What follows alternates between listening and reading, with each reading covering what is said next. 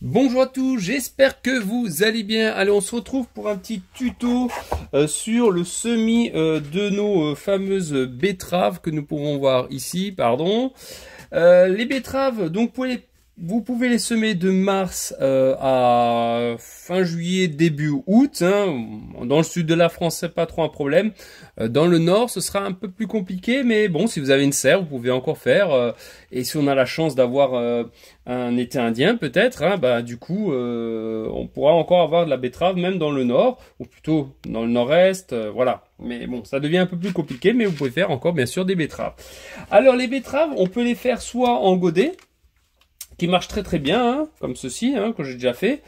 Soit vous pouvez les faire vraiment directement en pleine terre, c'est-à-dire vous faites un sillon et vous mettez comme ça des graines de temps en temps que vous éparpillez. On fera une autre vidéo quand on les fera en pleine terre. Là aujourd'hui on va faire vraiment le spécial godet, ou alors en plaque alvéolée, vous pouvez également le faire, mais là j'ai les godets sous la main, j'en profite. Alors, pourquoi je ne les mets pas directement en pleine terre chez moi? Parce que dans ma serre, j'ai encore des concombres, etc. Donc, je vais attendre de récolter les derniers qui traînent. Et après, quand ceux-là seront un peu plus grands, d'ici 2-3 semaines, je vais les repiquer dans ma serre. Et comme ça, ils pourront terminer leur croissance. Alors, les betteraves, c'est assez marrant, hein, parce que c'est pas des graines comme on peut l'entendre. Enfin, ce sont des graines, mais ce que je veux dire, c'est pas une graine unique en fait.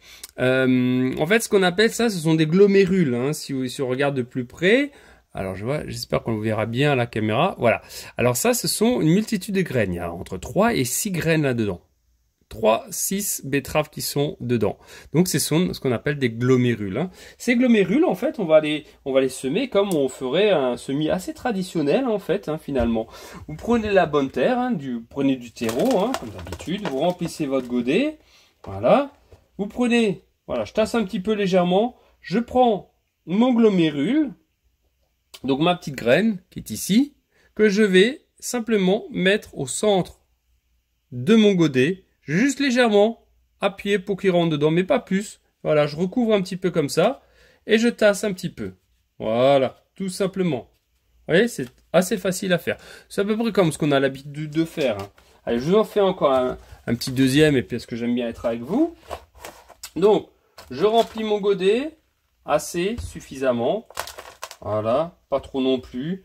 Je tasse légèrement.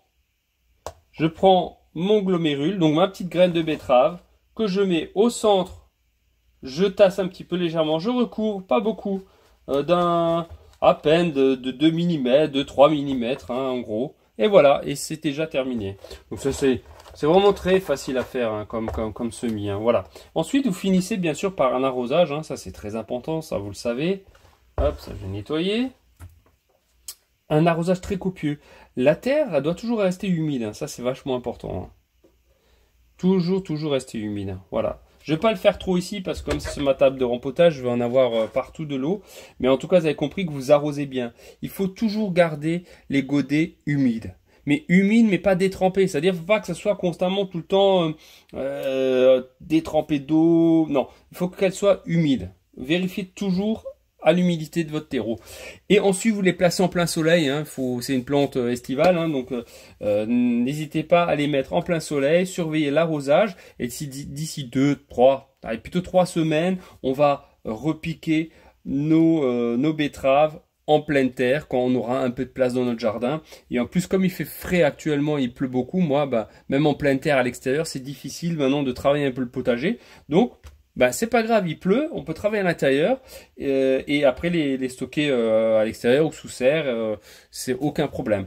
Donc voilà, écoutez, en tout cas, ça c'est simple à faire. Si vous avez des questions, n'hésitez pas en commentaire, j'hésiterai pas à y répondre. Un petit like si la vidéo vous aura appris quelque chose, s'il vous plaît, si vous me soutenez. Activez la cloche, hein, c'est très important. Abonnez-vous pour avoir les vidéos en temps et en heure. Voilà. Écoutez, il n'y a plus qu'à vous souhaiter de bons semis, pardon. On se retrouve très prochainement pour de nouvelles vidéos. Voilà. Je vous fais de gros bisous. Je vous dis à bientôt. Ciao, ciao.